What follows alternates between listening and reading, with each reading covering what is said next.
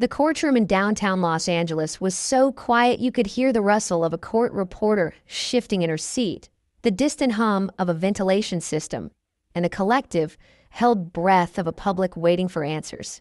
For months, the tragedy surrounding the Reiner family had been a story told through fragments. Leaked documents, grille surveillance footage, expert speculation, the chilling, clinical language of forensic reports. We've all followed it, trying to piece together a narrative from the outside, looking in. We've heard from detectives, from legal analysts, from celebrity friends, and from armchair psychologists. But we haven't heard from family. Not until today. Not until Jake Reiner, the surviving son, walked through those heavy wooden doors, took the oath, and settled into the witness stand. This wasn't just another testimony.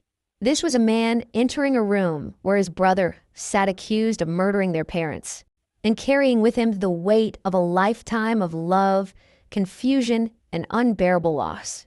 The air wasn't just tense. It was saturated with a profound and painful intimacy that made every other proceeding in this case feel like a rehearsal. The public wanted bombshells.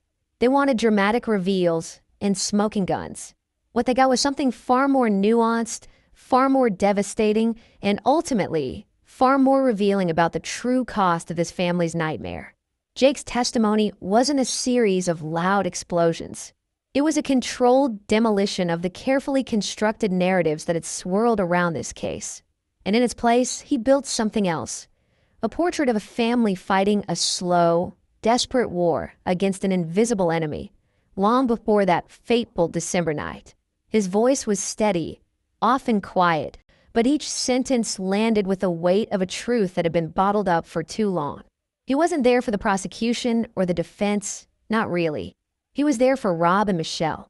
And in speaking for them, he inadvertently gave us the keys to understanding everything. This is what he said. This is the story he told, not of a single night of horror, but of 2 decades of a slow-motion collapse. And within his words, we can identify 7 critical moments, 7 revelations that changed the entire geometry of this case. The 4th one, in particular, didn't just surprise the courtroom. It reframed Nick Reiner not as a monster, but as a ghost, haunting a house he'd already left long ago. Let's set the scene as Jake described it, from the very beginning. He painted a picture of a childhood that was, in his words, both charmed and challenging.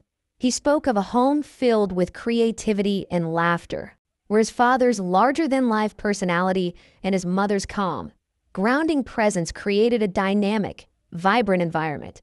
Our dinner table was like a salon, Jake said, a faint, wistful smile touching his lips for just a second before disappearing. Directors, writers, actors, activists. It was noisy and opinionated and incredibly stimulating. But within that whirlwind, he described Nick as a different kind of presence. Even as a little kid, Nick was sensitive in a way that was almost physical. Loud noises would genuinely startle him. He'd get overwhelmed at big parties, even our own birthday parties. He'd retreat to his room or cling to my mom's side. This wasn't presented as a diagnosis, but as a brother's memory. The first subtle bombshell was this: the idea that Nick's fragility wasn't a product of teenage rebellion or Hollywood pressure, but a fundamental part of his wiring, observable almost from start. Jake described how their parents, especially Michelle, became experts at curating the world for Nick. They'd manage social situations, advocate for him at school, create quiet spaces in a home that was often bustling. It wasn't coddling. Jake insisted, his tone defensive for the first time. It was protection.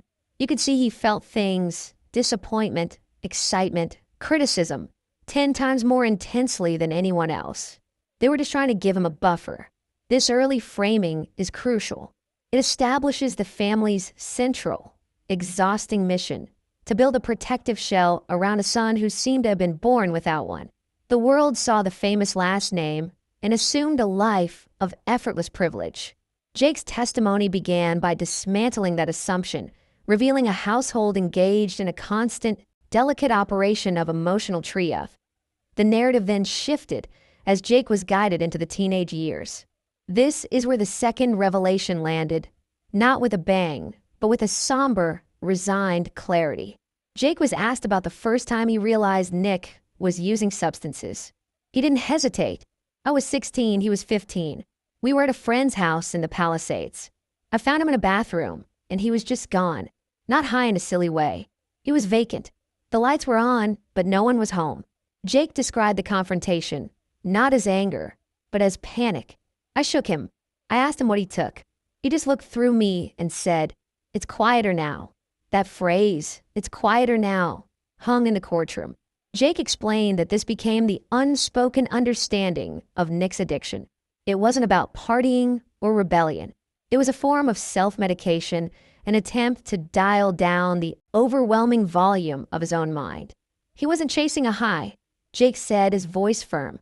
He was chasing silence, and that made it infinitely more terrifying for my parents. How do you fight that? You can't just take away the drugs and expect the noise to be tolerable. You have to help him fix the noise. This insight was a direct counter to the prosecution's narrative of voluntary, reckless behavior. Jake painted a picture of a boy trying to solve a problem, however catastrophically. He detailed the first of many trips to rehab, the desperate hope that each new program, each new therapist would be the solution. He spoke of his parents' cycle of hope and heartbreak. They bring Nick home. The house would be cautiously optimistic. Routines would be established. Then the signs would start, the secrecy, the irritability, the disappearing acts. It was like watching a barometer drop before a storm, Jake said. You could feel the pressure changing in the house. My mom would get very quiet, very focused. My dad would try to use projects, work, anything to engage Nick, to tether him to something positive. Jake's role, as he described it, was that of a secondary observer, a fellow passenger on a ship he knew was taking on water. He went to college, built his own life, but the gravitational pull of the family crisis was constant. Every phone call home started with, "How are you?" But what we both meant was, "How is Nick?" The third pivotal moment in Jake's testimony came when he was asked about the infamous property damage incident in 2018, an event the prosecution had highlighted as a key indicator of Nick's capacity for violence. Jake's account was startlingly different from the cold police reports. It wasn't an act of rage, he stated plainly. It was an act of despair. He described coming home to find Nick in their father's office. He hadn't torn the place apart. He was just sitting in the middle of the room, surrounded by these fragments. He'd taken a small, decorative award, some lifetime achievement thing, and he'd methodically taken it apart. Not smashed it, unscrewed it, separated the pieces. He was crying, not sobbing, just tears streaming down his face silently. Jake approached him, and Nick looked up and said, "I can't put it back together." He was talking about the award, Jake explained, but he was talking about everything. Himself, the family, his life. He felt like a collection of broken pieces that wouldn't fit anymore. This description radically reframed the incident from one of threatening violence to one of profound, helpless disintegration. The prosecution tried to push back, suggesting this was still a dangerous loss of control. Jake held his ground. Have you ever seen someone so lost they don't even know how to be angry? That's what that was. It was the opposite of a threat. It was a white flag. This testimony served as a critical bridge. It challenged the district attorney's attempt to build a linear narrative of escalating aggression. Instead, Jake presented a nonlinear reality of sporadic collapses, each one deeper and more desolate than the last, followed by periods of fragile, medicated stability. He was building a case not for innocence, but for context, a context so heavy with tragedy that it seemed to bow the very walls of the courtroom. It was after this description of the broken award, of Nick sitting in a circle of his own helplessness, that the mood in the courtroom shifted palpably. The salacious, true crime energy that had hummed through the public gallery seemed to drain away, replaced by a heavier, more sober attention. Jake had managed, in a few quiet sentences, to transform a piece of prosecutorial evidence into a moment of human wreckage. The deputy district attorney, Nathan Hawkman, recognized the shift. He adjusted his line of questioning, moving away from specific incidents and toward the family's internal dynamics in the final year. This is where we encounter the fourth revelation, the one Jake delivered that, according to our title, destroyed Nick. And it had nothing to do with violence or anger or even the night in question. It was about presence, or rather, the profound and chilling absence of it. Hawkman asked Jake to describe his brother's state in the autumn leading up to the tragedy, specifically around the Thanksgiving holiday. Jake took a long sip of water, his hand steady, but his eyes fixed on a middle distance, as if watching the memory play out on the wall behind a jury. "We had Thanksgiving at the Brentwood house," he began. "My parents, me, and my partner, Nick. On paper, it was fine. Turkey was cooked. We said what we were thankful for. But Nick he was a carbon copy of person. He elaborated, his words choosing themselves with careful precision. He'd respond if you asked him a direct question, but it was like talking to a very advanced AI. The words were right. The tone was flat. He made eye contact, but it was like he was focusing on a point just behind your eyes. He helped clear the table, but his movements were procedural, like he was following a script for how to act like a son on Thanksgiving. Jake described a moment after dinner when he went to the kitchen for another glass of wine and found Nick just standing at the sink, staring at his own hands under the running water, not moving, not speaking, for what felt like minutes. I said, "You okay, man?" And he slowly turned his head, looked at me, and said, "I don't know where I put the gratitude." Just like that. Matter of fact. It wasn't poetic or darkly humorous. It was a statement of fact. He had been given a script for the emotion, and he couldn't locate the file. Then came a gut punch.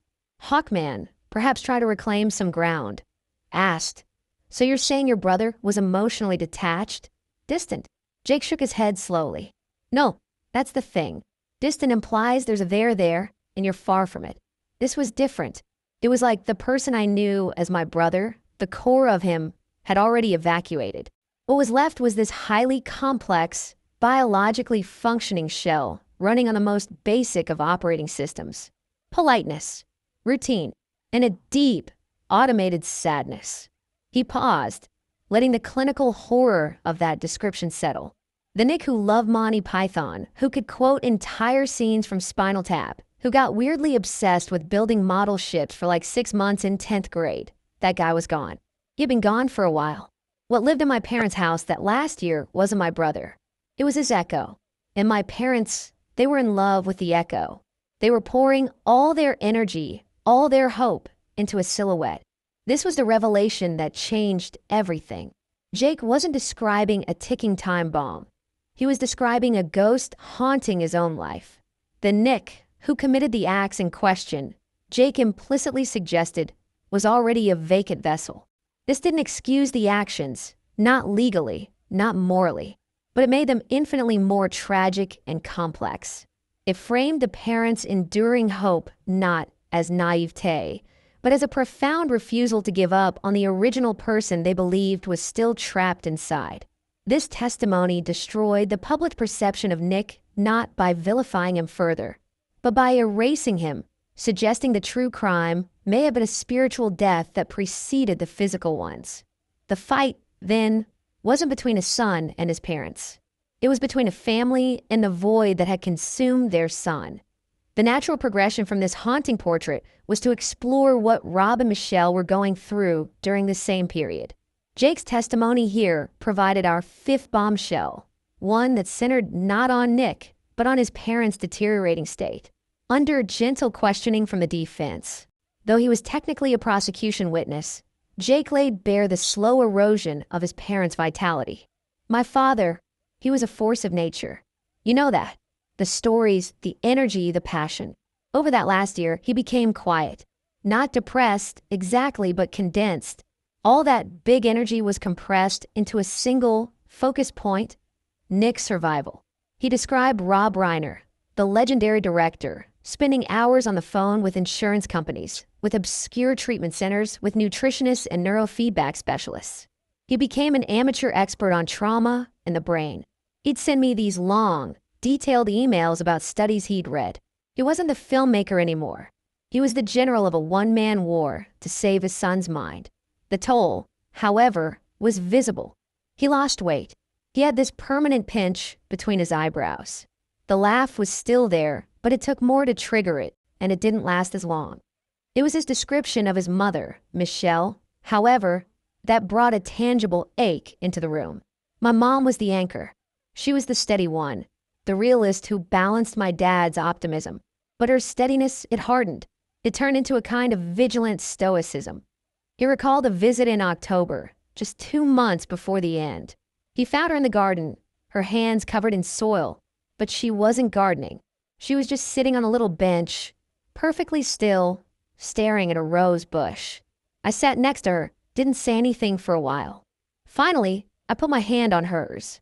She didn't look at me. She just said, very softly, "I'm so tired, Jake. I'm tired of being afraid." Jake's voice broke for the first time, a small fissure in his composure. She wasn't afraid of Nick. She was afraid for him. Every minute of every day. Is he safe? Is he using? Is he hurting? Is he still there? That kind of fear, it's a corrosive. It eats away at everything else. This testimony did something extraordinary. It made Rob and Michelle more than just victims. It made them casualties of a long, attritional war. They weren't just killed on a December night.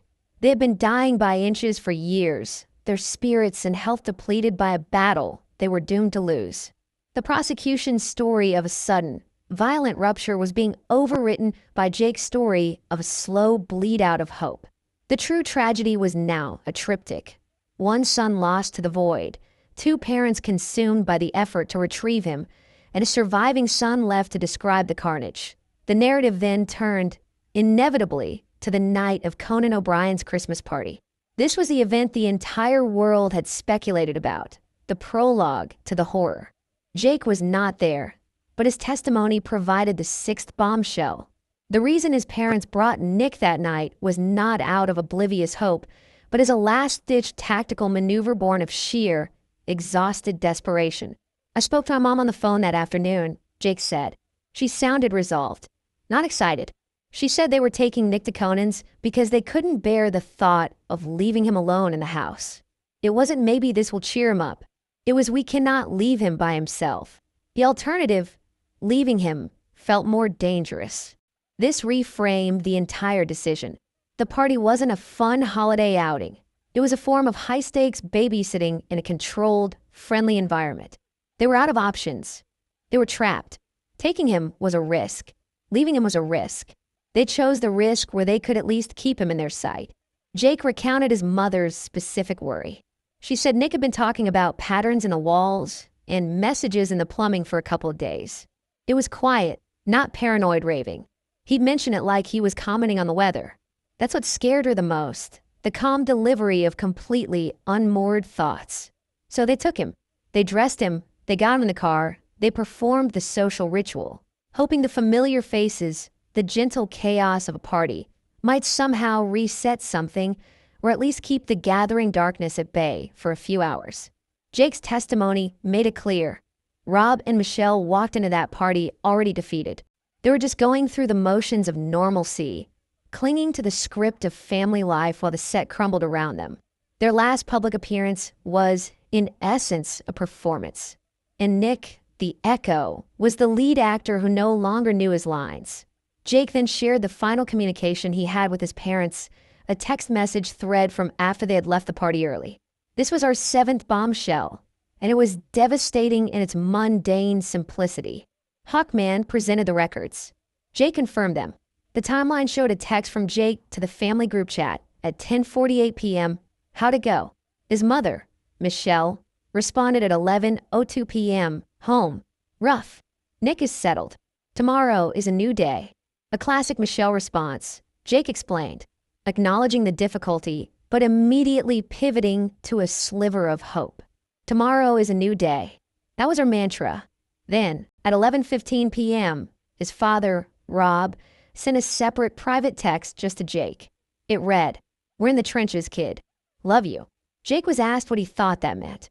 He took a deep breath. The trenches. It was their code. It meant they were in it, the thick of it, managing a crisis. It meant don't call. Things are fragile. It meant they were together, side by side, doing the work. It meant they were scared but still fighting. He paused. And love you. That was the punctuation on every hard conversation, every failed intervention, every sleepless night. It was the one thing that never changed. He was then shown his reply, sent at 11:20 p.m., which he likely never knew if they read. He wrote, "Holding the line back here. Love you both. Tell Mick I love him too." The cumulative weight of these ordinary, heartbreaking texts silenced the room. There was no foreshadowing, no dramatic goodbye. Just a family, fractured and exhausted, signaling their love and their position in an endless war across the digital darkness. The trenches, that night, were the quiet hallways of their Brentwood home, and the new day that Michelle spoke of never came. The digital echo of that final text, "Tomorrow is a new day," seemed to hang in the air of the courtroom long after the screen went dark. Jake had taken us to the precipice.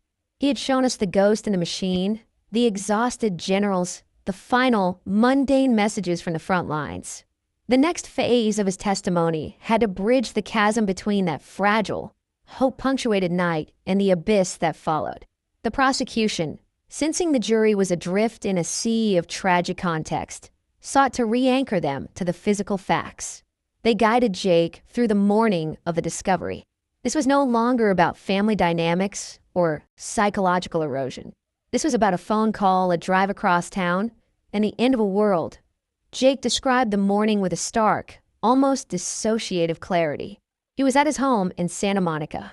His phone rang. It was a family friend, someone who had been scheduled to meet his parents for lunch.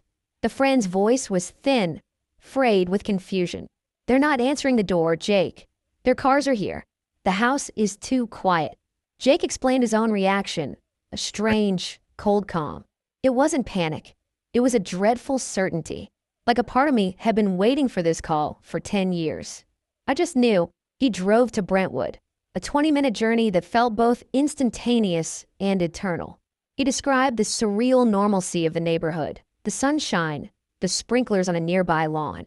It looked like a postcard, and I was driving into the one smudge of wrongness on it. He pulled up behind a friend's car and the already arrived police cruiser. He saw the officer speaking to the friend on the porch. The front door was open just a crack. That was the worst part, Jake said, his voice dropping. The open door. My parents never left a door cracked. My mom was a stickler for it. Security, yes, but also containment. Keeping the world out, keeping Nick's world in. That open door meant the barrier was broken. The containment had failed. He approached, identified himself, and the officer, his face a mask of professional gravity, asked him to wait outside.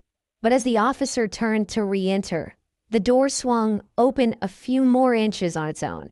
And Jake saw, not the scene, not his parents. He saw the hallway floor. And on the floor, a single familiar object.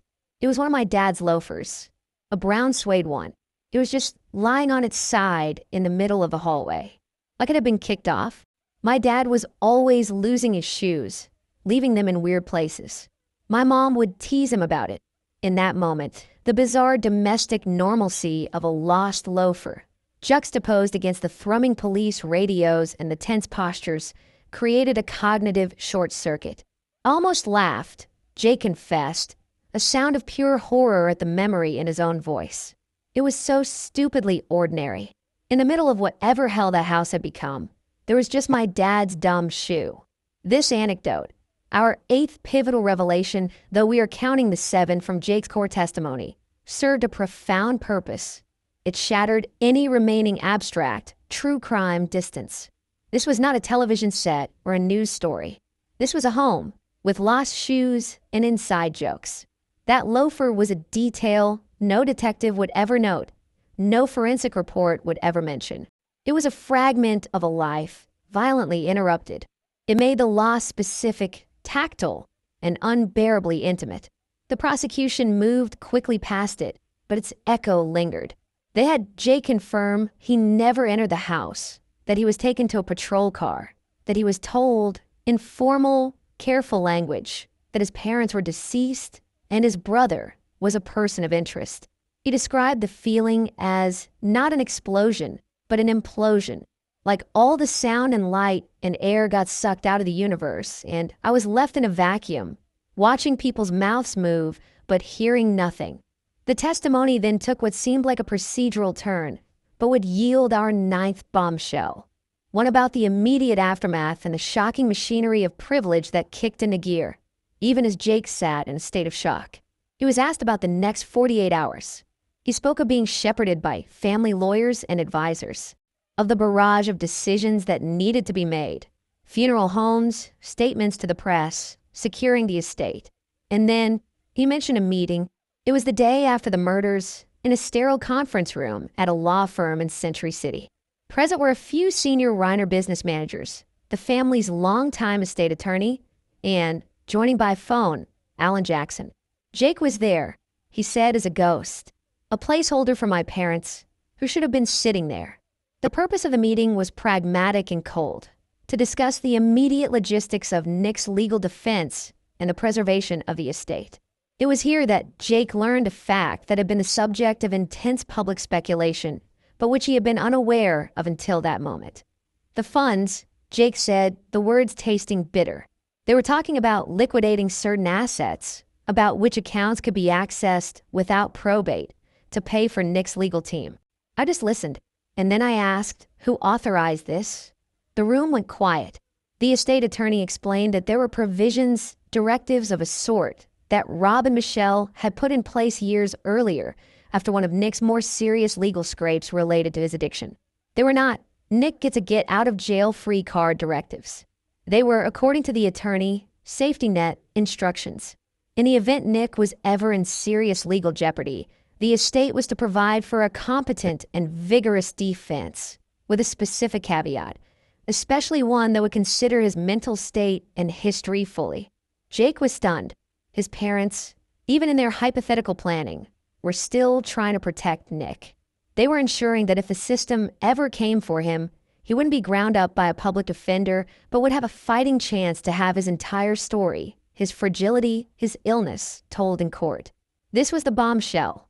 The funding for Alan Jackson's multi-million-dollar defense wasn't a cynical move by surviving relatives or an entitled grab by Nick.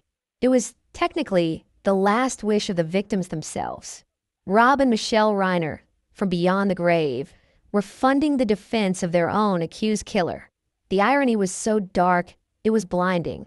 Jake described the sensation as a physical nausea. They loved him so much, they built a trapdoor for him to escape through, and he fell through it in the worst way imaginable. They were still trying to save him, even after he killed them. This revelation turned the public narrative of privilege on its head. It wasn't just about money buying justice. It was about love, twisted by years of crisis management, creating a grotesque, posthumous paradox.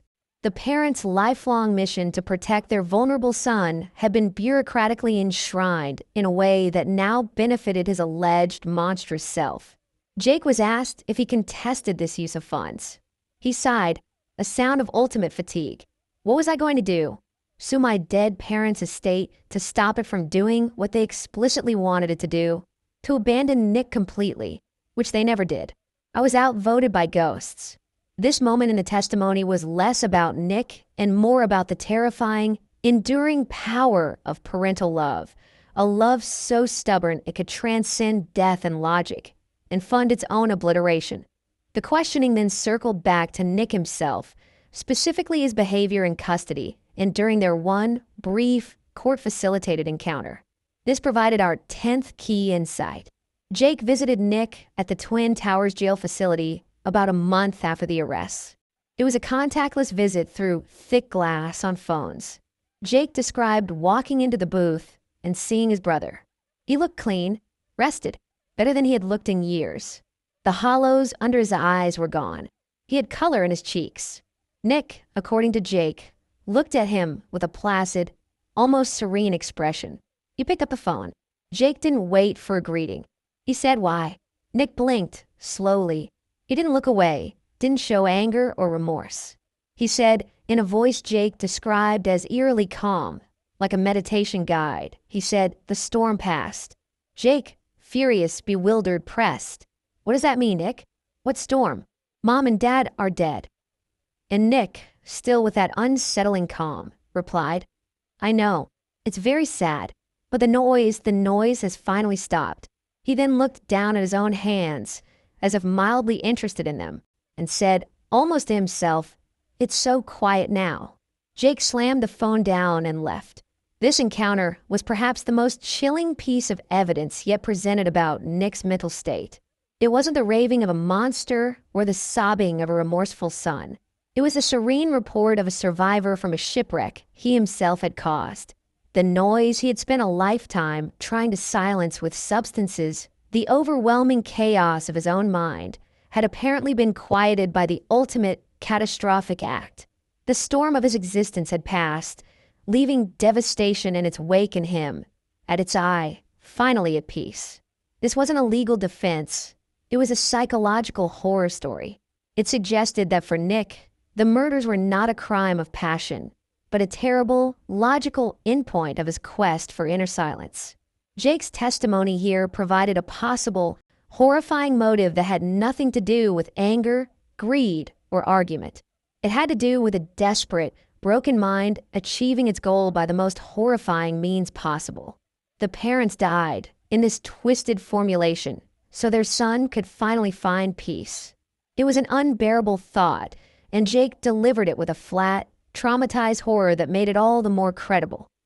The final segment of this segment of Jake's testimony dealt with the present and with legacy. He was asked about the future of his parents' work, their unfinished projects, the Reiner family name. Jake's answer was short and definitive. There is no legacy. Not anymore. The story of my family will forever be this. Not the movies, not the activism, not the laughter at that dinner table. It will be this trial, this day, that night. They've been erased. He corrected himself, a flicker of fire in his eyes for the first time. No, not erased. They've been overwritten. The file that was their lies has been saved over by a single, horrific event. And I have to live in that new document. This was his final, grim revelation. That victory or loss in this courtroom was almost irrelevant. The tragedy was already total. It had consumed the past and colonized the future. The courtroom, for all its drama, was just processing the ashes. Following Jake's stark pronouncement about legacy, the idea that his parents' life's work had been permanently overwritten by their deaths, the atmosphere in the courtroom reached a new level of intensity. It was no longer about establishing facts. It was about navigating the psychological and moral wreckage. The defense, led by Alan Jackson, now began its cross-examination. This was the moment many had been waiting for. How would the high-profile attorney, paid for by the very victims he was now indirectly representing, engage with the surviving son? Jackson's approach was not confrontational. It was surgical, empathetic, and aimed at one goal: to cement the narrative of Nick Reiner not as a perpetrator, but as a symptom of a profound and untreated mental collapse. His questions for Jake were designed to mine the family history for diagnostic clues, transforming Jake's painful memories into clinical evidence. Jackson began not with the night in question, but with genetics.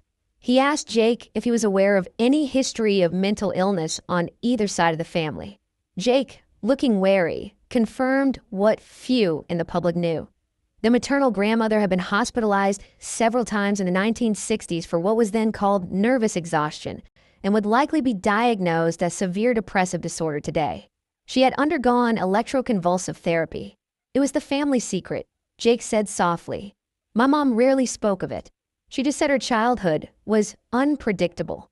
Jackson then elicited that a cousin on their father's side had been diagnosed with schizophrenia. So, Jackson summarized, letting the word hang, a predisposition for serious mental illness existed on both sides of the family tree. Your parents, Rob and Michelle, were the resilient ones who escaped the brunt of it, correct? Jake agreed, reluctantly seeing the path being laid. And Nick, Jackson continued, his voice a low, persuasive rumble, from your earliest memories, as you've said, was sensitive in a way that was almost physical. Would it be fair to say he was the genetic lottery winner of all that latent fragility? The prosecution objected, speculation, but the seed was planted. Jackson was building a foundation. Nick was biologically destined for a break. This was the 11th bombshell, though it came not from new information, but from a deliberate, expert reframing of what Jake had already shared. Jackson was constructing a timeline of illness, not of malice. He walked Jake back through every anecdote, asking not about behavior, but about state. When Jake described teenage Nick saying, "It's quieter now," after using substances, Jackson reframed it. So at 15, your brother was already self-medicating auditory or cognitive disturbances. He was trying to treat a symptom he didn't have the vocabulary for. Jake, cornered by the clinical language, nodded. "I suppose." The 2018 property damage incident was revisited. When you found him with the disassembled award, crying, saying he couldn't put it back together, did it occur to you that this might not be a metaphorical statement about his life, but a literal, frantic expression of a disintegrating sense of self? That he might have been experiencing a psychotic episode, desperately trying to impose order on a reality that was coming apart at the seams. Jake stared at Jackson, the legal language creating a chilling new lens for a memory that was already painful. I don't know what was in his head. I just saw my brother breaking down." Jackson saved his most potent line of inquiry for the description of Nick as an echo or a carbon copy in his final year. "Mr. Reiner, you described a profound emptiness in your brother. A vacancy. In psychiatric terms, this is often referred to as negative symptoms, a flattening of effect, a loss of motivation, a retreat from the world. These are hallmark features of several severe mental illnesses, including schizophrenia. Did any of the many doctors or rehab centers your parents took him to ever offer such a diagnosis?" Jake shook his head. "No, they always talked about addiction, dual diagnosis, depression, anxiety. They treated the symptoms they could see, the drug use, the mood swings. No one ever said schizophrenia." Jackson let the word resonate in the quiet room. "Is it possible, Mr. Reiner, that for 20 years, your family was fighting the wrong war? That you were all treating a forest fire with a garden hose because no one ever correctly identified the type of blaze?" This question struck Jake visibly. It was the ultimate what if. What if the enemy had been misnamed? His parents' entire life struggle, their exhausting campaign of rehabs and therapists and hopeful interventions, recast as a tragic misdiagnosis. The defense wasn't just asking for mercy. It was offering the family a retroactive tragedy that was somehow easier to bear than the truth.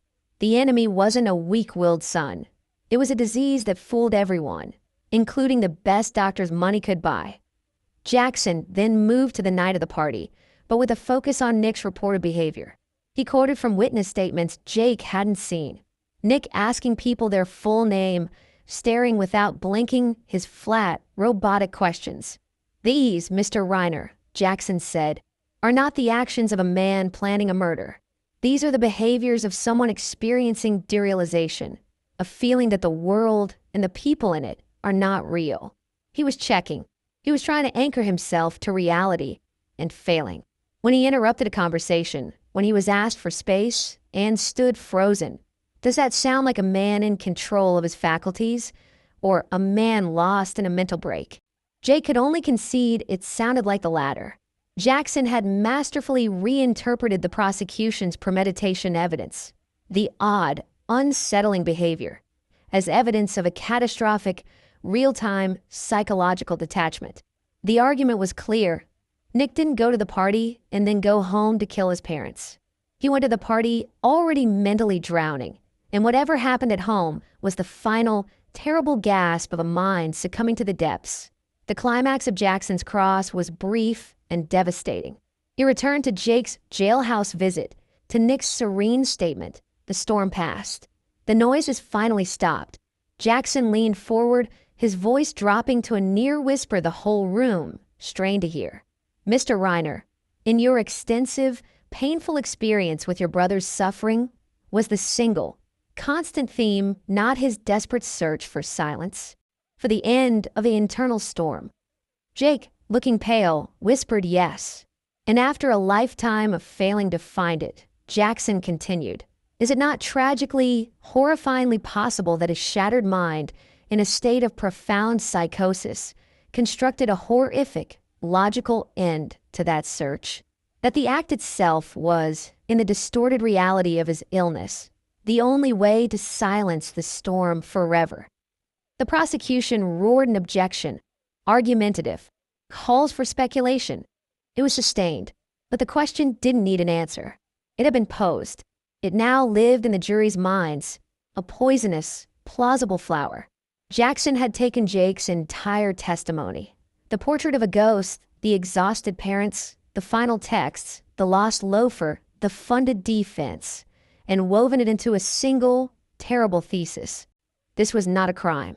It was the terminal symptom of an undiagnosed disease. He thanked Jake Reiner and sat down. The damage, from the prosecution's perspective, was extensive. Nathan Hawkman stood for redirect, needing to shatter the elegant, tragic frame Jackson had built. He went back to basics, to action and consequence. Mr. Reiner, did your brother, at age 15, know the difference between right and wrong? Yes. Did he know, when he damaged property in 2018, that destroying things was wrong? Yes. Did he know, when he went to that hotel after leaving your parents' home, that checking in and paying with a credit card was a deliberate action? I assumed so. And when he hired Alan Jackson, was that a deliberate, coherent, and strategic action? Jake paused. It appeared to be. Hawkman was rebuilding the notion of a functioning, if troubled, adult. You described him as an echo.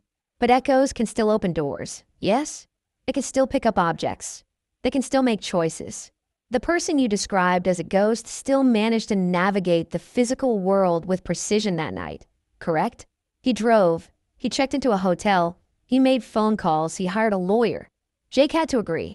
So, Hawkman pressed. The ghost was capable of very concrete, very deliberate action when it served his own interests. Is that fair? It was a brutal but effective counterpoint. The defense painted a picture of a mind in break. The prosecution was now highlighting the chillingly competent body that minds still control. Hawkman's final line of redirect was simple. He asked Jake to look at a photograph, enter it into evidence. It was a picture of the Reiner family, taken at Jake's college graduation perhaps 5 years earlier. They were all smiling, arms around each other. Rob, beaming with pride. Michelle, her face radiant. Jake, looking young and happy. And Nick, standing slightly apart but smiling a small, genuine smile.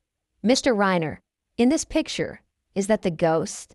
Or is it your brother, Nick? Jake's eyes filled. That's my brother. And the parents in that picture, Hawkman said, his voice softening for the first time, are those the exhausted generals, the hollowed-out caregivers? Or are they your mom and dad? They're my mom and dad, Jake said, his voice thick. Hawkman let the image sit with the jury.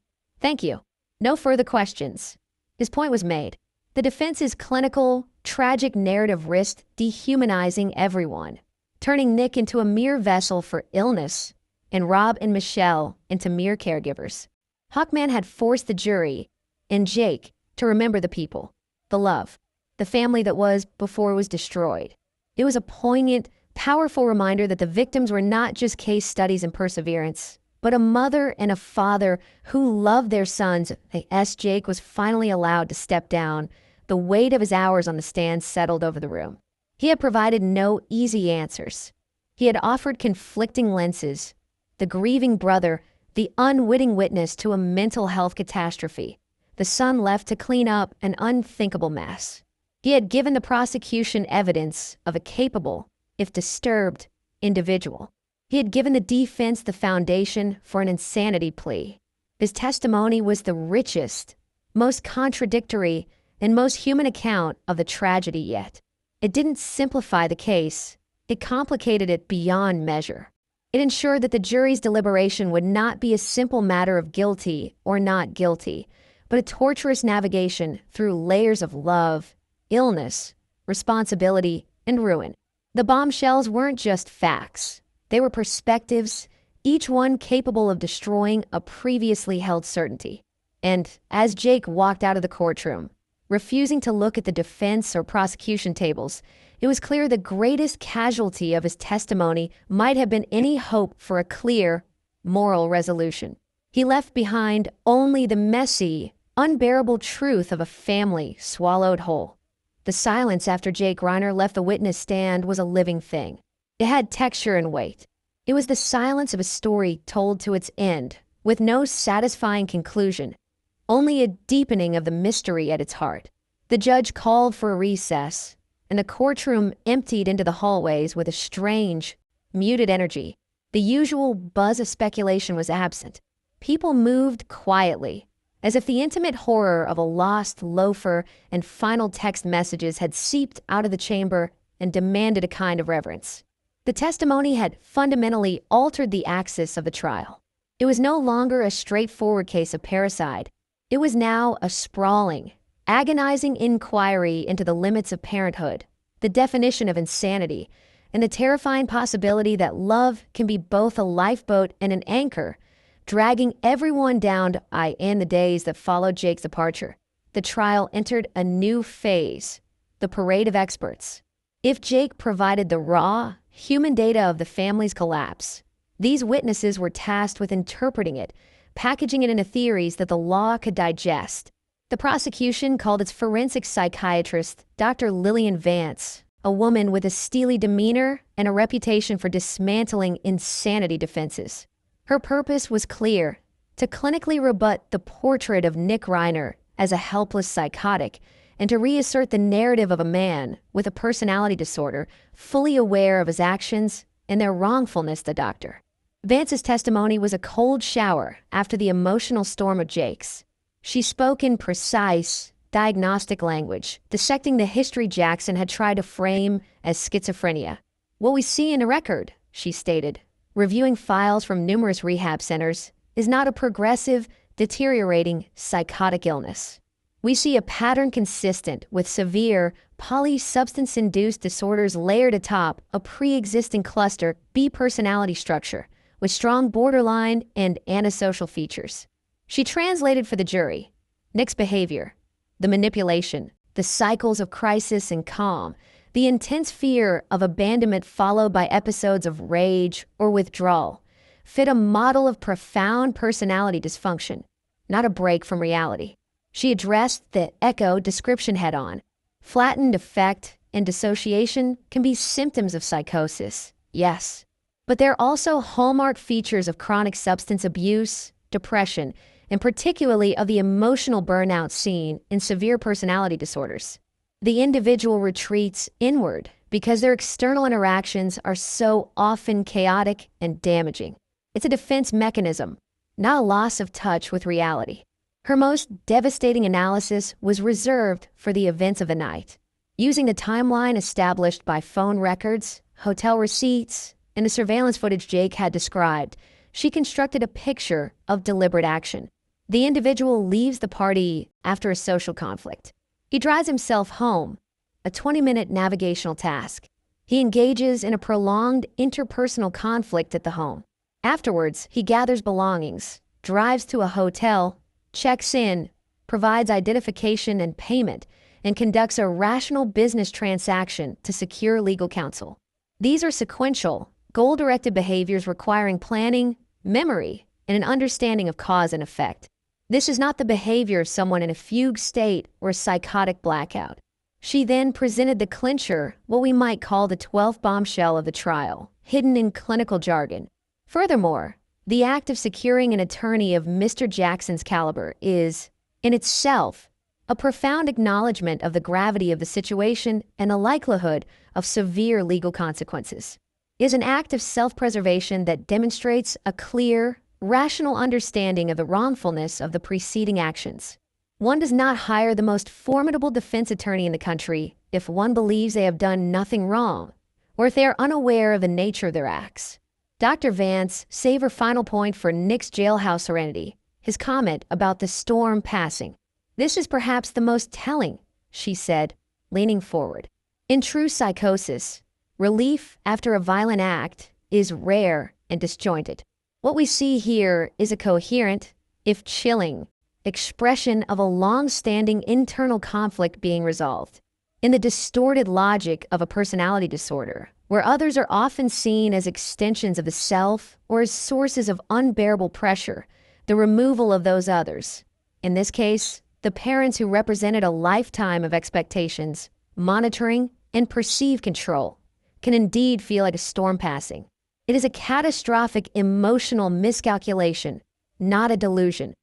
Her testimony was a formidable fortress of rationality. She acknowledged Nick's profound illness, but categorized it in a way that left his criminal responsibility intact. He was sick, yes, but he was not insane. He knew what he was doing, and he knew it was wrong.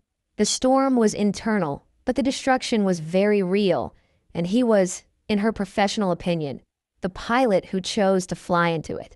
The defense's response was not immediate.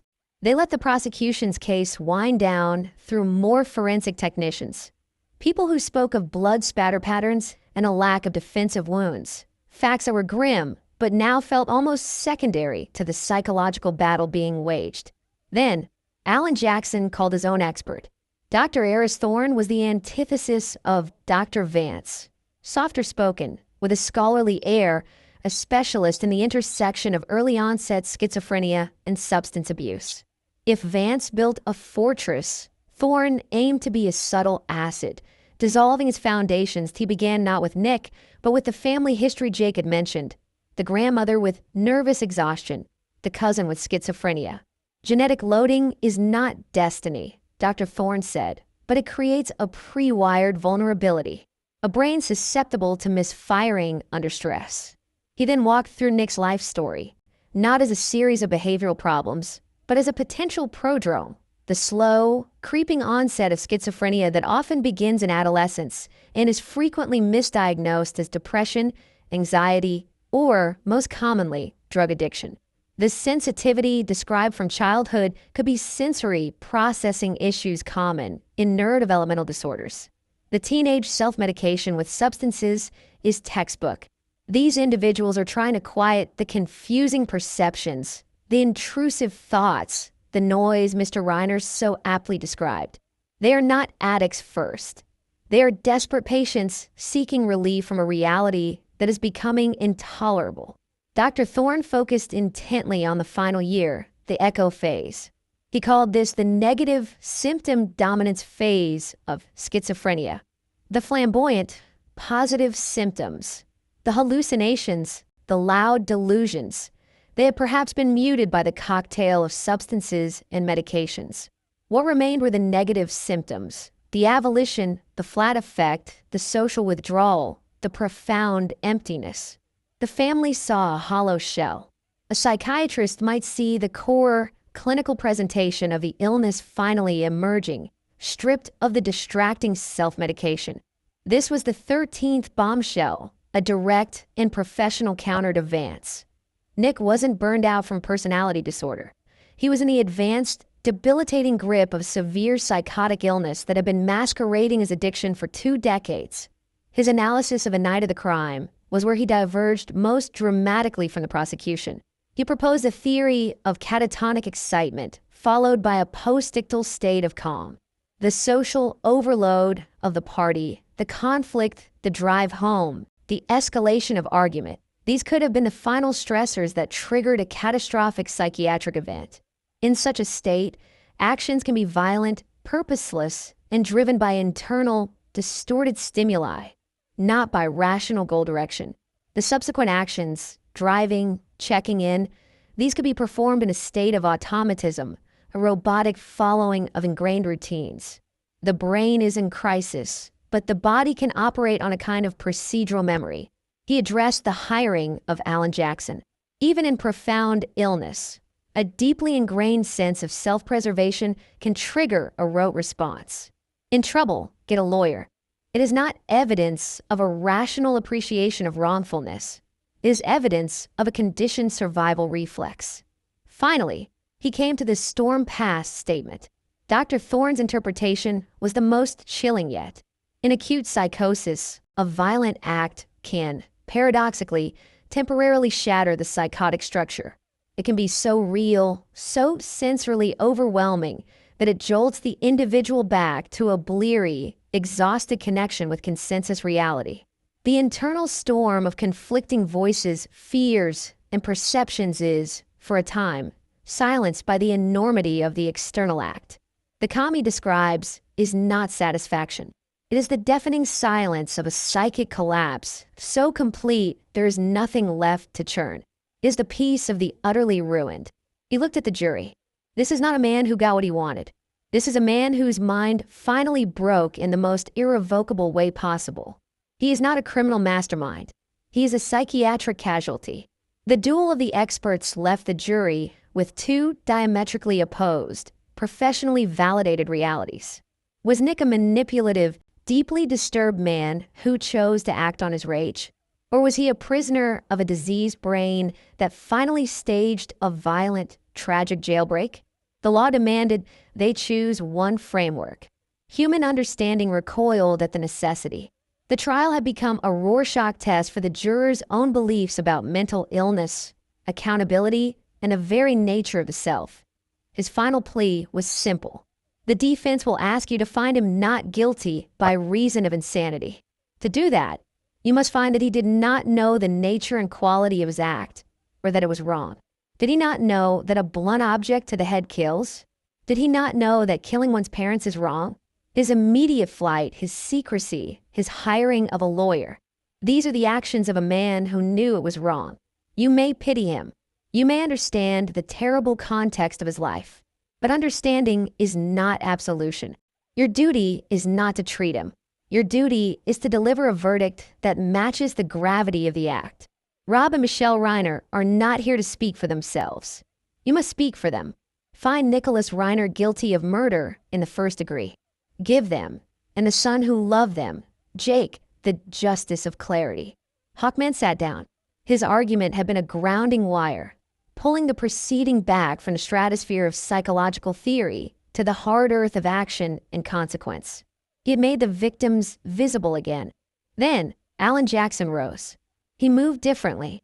He did not stand squarely before the jury, but leaned slightly against the railing of the jury box, as if beginning a difficult conversation among confidants. He was silent for a long moment, simply looking at them, his expression one of shared burden. "What is a mind?" he asked, his voice soft. "Is it the thoughts we think, the actions we take, or is it the machine that generates those thoughts and actions? And what happens when that machine is broken from the factory?" He pushed off the railing and took a slow step. Nathan Hawkman is right about one thing. This is about two facts, but he has the facts wrong. He held up two fingers, mirroring the prosecutor. Fact 1. For 32 years, Nicholas Reiner's mind was a prison.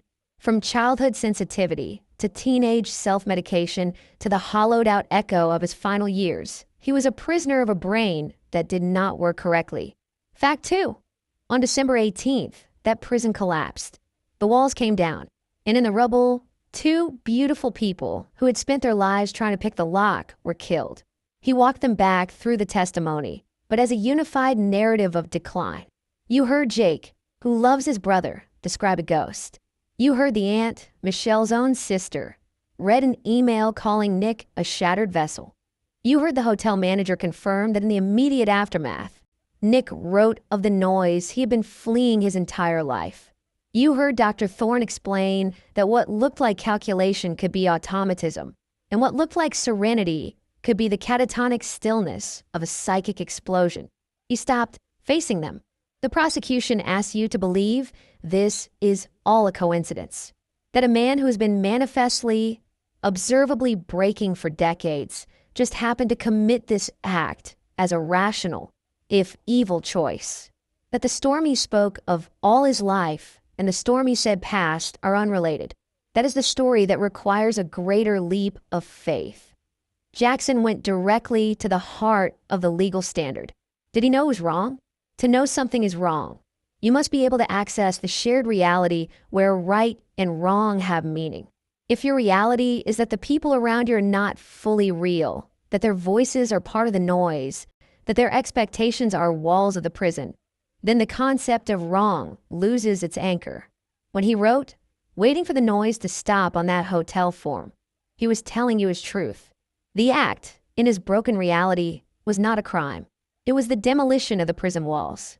A terrible, horrific demolition that killed the guards he loved, but a demolition he did not control. He then did something unexpected. He conceded a point.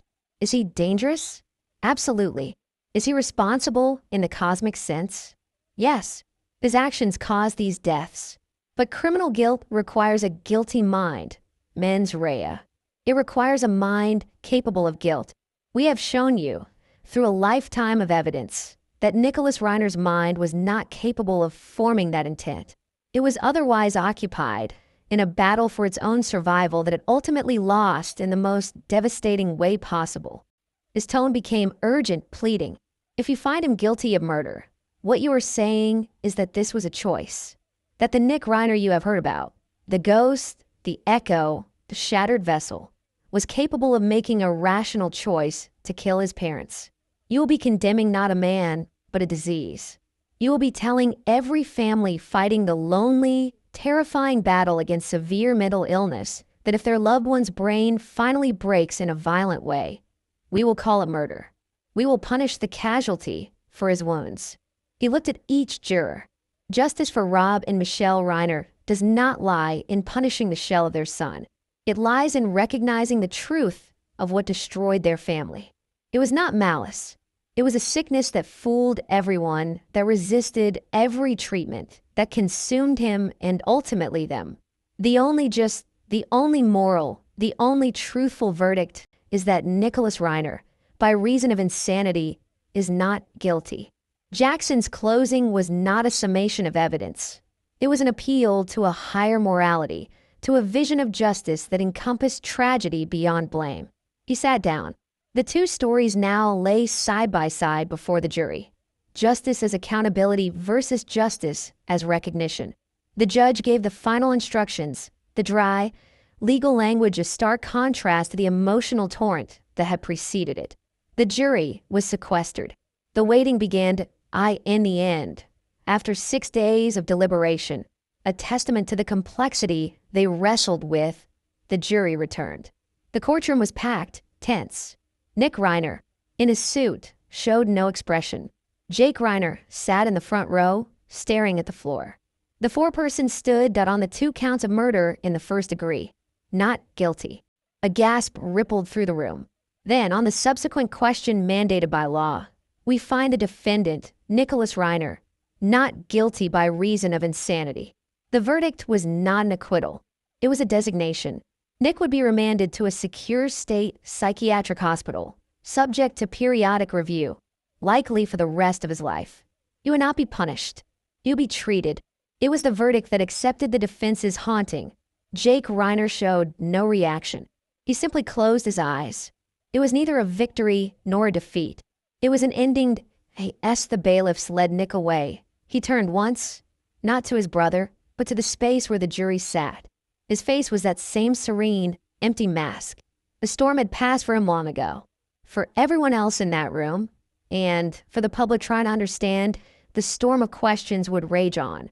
Was it justice? Was it mercy? Or was it simply the only possible outcome for a story where the lines between villain and victim, between choice and compulsion, between a man and his illness, had been forever blurred? The final, unspoken bombshell was the verdict itself. It declared that in the face of such profound, documented brokenness, the traditional machinery of criminal blame was inadequate. It was a society shrugging, not in indifference, but in overwhelmed recognition, and choosing to lock the tragedy away in a medical drawer labeled insanity. The story of the Reiner family was now officially a tragedy, not crime. And perhaps that was the only truth left that could hold all the others.